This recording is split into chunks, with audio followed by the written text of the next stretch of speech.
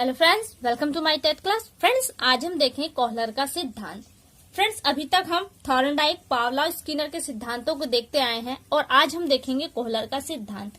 अगर हम कोहलर का सिद्धांत कहें तो थॉर्नडाइक, पावलोव का और जो स्किनर का सिद्धांत था इससे कहीं ज्यादा बेस्ट सिद्धांत थे। क्यों है इसके बारे में भी चर्चा कर लेते हैं।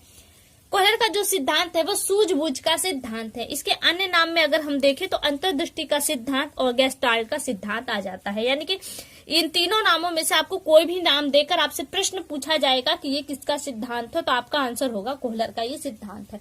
कोहलर गेस्टाल्टवादी थे। अगर यहाँ कहे तो यह प्रयोग गेस्टाल्ट मनोवैज्ञानिकों की देन थी, जिसमें आपके वर्दीमियर, कोहलर, कॉफका और लेविन आते हैं, जिसमें कोहलर का जो सिद्धांत है वो सबसे उपयुक्त और सबसे अच्छा माना जाता है।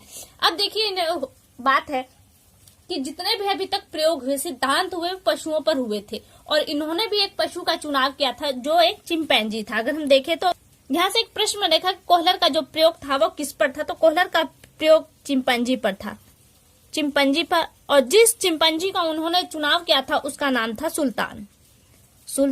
ठीक है। ये दो प्रश्न अपने आप में है कि चिंपैंजी किस पर किया था, चिंपैंजी पर किया था, और जिस चिंपैंजी पर किया था उसका नाम रखा गया था सुल्तान। अब देखिए उन्होंने प्रयोग क्या किया था, इसको एक बार जान लेते हैं, क्योंकि बिना प्रयोग को जाने हम उस सिद्धांतों को बालक पे, क्योंकि जो भी सिद्धांत हुए हैं पशुओं पर हुए हैं, जो प्रयोग हुए पशुओं पर हुए, लेकिन कहीं ना कहीं से उसे शिक्षा के क्षेत्र से बालकों से ही जोड़ा गया, वो पशुओं तक ही सीमित नहीं रहे। तो इनको सिद्धांत को जान लेते हैं। इन्होंने एक प्रयोग किया जिसमें था चिंपैंजी को एक पिंजड़े में बंद किया गया था और चिंपैंजी से कुछ दूरी पर केले रखे गए थे। लेकिन ये इत्तेफाक की बात थी कि केले उसके पहुंच तक नहीं जाते, कि जब वो हाथ बाहर निकालता तो वो केलों को प्राप्त नहीं कर पाता था। तो उसके जो पिंजड़े में एक छड़ी रखी गई थी, उस छड़ी के माध्यम से क्या हुआ, कुछ देर वो इधर उधर टहलता रहा, उसके बाद उसने छड़ी के माध्यम से इन केलों को प्राप्त कर लिया और खा लिया। फिर इसी प्रयोग को थोड़ा सा अलग किया गया। इसमें क्या गया, इस बार उसे जिस पिंजड़े में डाला गया वहां पे 2-3 खाली बॉक्स रखे गए और केले को ऊपर टांग दिया गया था। जमीन से केले को पाना बड़ा मुश्किल था, तो चिंपैंजी इधर उधर टहलने लगा। धीरे धीरे उसने देखा कि अगर एक बॉक्स रख के उसे पा सकते हैं, तो उसने कोशिश की, लेकिन वो उसके पकड़ में नहीं आया। फिर उसने दूसरा बॉक्स, उस बॉक्स के ऊपर दूसरा बॉक्स लगाया, फिर भी नहीं पाया। उसके बाद तीसरा जो बॉक्स था उसने उसे लगाया और उस पर चढ़कर उसने केले को प्राप्त किया और खा लिया। यहाँ हम कह सकते हैं कि कोहलर का जो सिद्धांत था वो नेचुरली था, यानी कि अनैतिक नहीं था। वरन वही थॉर्नडाइक का, पावलोव और स्किनर का जो सिद्धांत था वो अननेचुरली था, अनैतिक था, क्योंकि इन्होंने जबरदस्ती उस पशु को जिस पर अपना प्रयोग किया उसको भूखा रखा। और पावलोव ने तो इतनी हद कर दी कि कुत्ते की लार ग्रंथियों का ऑपरेशन तक कर दिया अपने प्रयोग के कारण। और प्रयोग हो कहाँ रहा था, अधिगम के क्षेत्र में, और उन्होंने लार ग्रंथियों का ऑपरेशन किया था। तो काफी एक दूसरे से हटकर था, ये एक दूसरे के अपोजिट हो चुके थे। तो यहाँ पे जो ये अभी तक चारों सिद्धांत आपने पढ़े, जिनमें सबसे श्रेष्ठ सिद्धांत तो आपके कोहलर का ही है।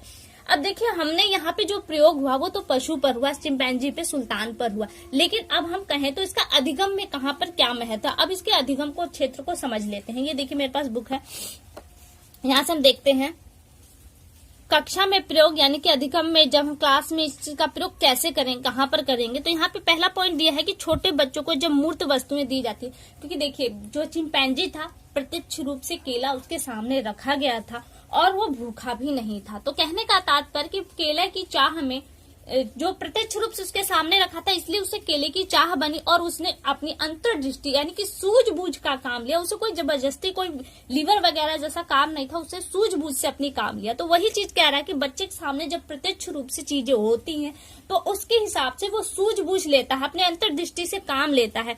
और कहा एग्जाम्पल में कहा जा रहा है कि एक छोटा बच्चा होता है, अगर उसके घर में मिठाइयों का एक पैकेज है, वो ऊपर रखा हुआ है, वो देख रहा है तो उसे पाने की चाह करता है। तो ऐसे में होता क्या है, वो किसी न किसी, अब उसे कोई सिखाता नहीं है, लेकिन फिर वो अपने से इस चीज को सूझ करता है, समझ बनाता है कि उस मिठाइयों को कैसे प्राप्त करना है। तो वो चेयर लगाता है, टेबल लगाता है, स्टूल लगा के ट्राई करता है कि कहाँ, किस कंडीशन में उसका हाथ वहां पहुंचेगा और वो मिठाइयों को लेकर खा ले। तो यही चीज चिंपैंजी ने किया और यही प्रयोग एक बालक करता है। तो ये क्यों होता है, ये वो उसके अंतर्गत जो सूझबूझ है वो उसी के कारण करता है। अगला है उच्च स्तर के जो विद्यार्थी होते हैं वो अमूर्त रूप से सोच लेते हैं और उसके परिणाम स्वरूप जो विषय होते हैं उसके निष्कर्ष को निकाल लेते हैं। तो यहाँ पे कहने का मतलब कि उनके अंतर्गत सूझबूझ होती है, अंतर्दृष्टि होती है, जिसे वो किसी समस्या का सॉल्यूशन निकाल लेते हैं। विषय वस्तु की रचना सीखने में महत्वपूर्ण होती है, यानी कि कहा जा रहा है कि पहले तो जो टीचर होते हैं वो बच्चों की अनुक्रियाओं को देखें और उन्हें समझे और उन्हीं के अकॉर्डिंग कोई विषय वस्तु उनके सामने प्रेजेंट की जाए। क्योंकि देखिए कहीं ना कहीं बच्चा के अंदर जो अनुभव होता है, पुराना अनुभव होता है, उसको वो लेकर चलता है, उसकी जो सूझबूझ होती है वो साथ में उसे लेकर चलता है। अगर एक बार बच्चे ने मिठाई उतारना सीख लिया तो अब वो दोबारा बार बार वही क्रिया अपनाएगा, तो वो क्या है, उसका अनुभव भी यहाँ जुड़ जाता है, क्योंकि कई बार वो मिठाइयां उतार चुका है, वो कर रहा है, तो ये उसका अनुभव भी उसके संग जुड़ जाता है। आगे दिया है कि अध्यापक को चाहिए कि वह बच्चों की अंतर्दृष्टि पैदा करने के लिए विभिन्न प्रकार की सामग्री जुटाने का उन्हें प्रोत्साहित करे। कहने का तात्पर्य है कि जैसे आप किसी चीज को कलेक्ट करने के लिए बच्चों को कह देते हो तो कहीं ना कहीं से उस चीजों को खोजता है, इजाद करता है और अपने अंतर्दृष्टि लगाता है कि हमें अगर चौकोर चीजों की जुटानी है तो हम गोल चीजों को इग्नोर करते, तो कहीं ना कहीं वो अंतर्दृष्टि यानी कि अपनी सूझबूझ का प्रयोग करता है।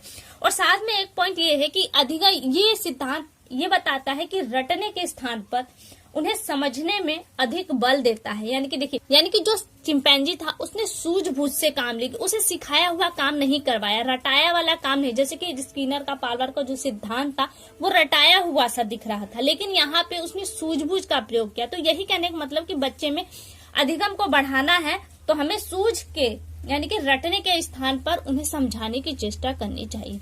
तो यहाँ से देखिए आपका ये टॉपिक समाप्त होता है। यहाँ से जो प्रश्न बनेगा कि कोहलर का जो सिद्धांत है उन्होंने किस पर अपना प्रयोग किया था, तो चिंपैंजी पर किया था। उस चिंपैंजी का नाम क्या था, तो सुल्तान था। कोहलर के सिद्धांत के नाम सूझबूझ का सिद्धांत, अंतर्दृष्टि का सिद्धांत, गेस्टाल्ट का सिद्धांत। तो ये तीनों नामों को देकर एक भी किसी में से नाम देगा और आपसे पूछ सकता है कि ये सिद्धांत किसका है। कोहलर किस तरह के, तो कोहलर आपके गेस्टाल्टवादी थे। वही अगर थॉर्नडाइक, पावलोव, स्किनर की बात करें तो वो एक व्यवहारवादी थे, उन्होंने व्यवहार का अध्ययन किया था। तो फ्रेंड्स यहाँ से देखिए ये टॉपिक आपका कंप्लीट होता है। कैसा लगा एक बार हमें कमेंट करके जरूर बताएं।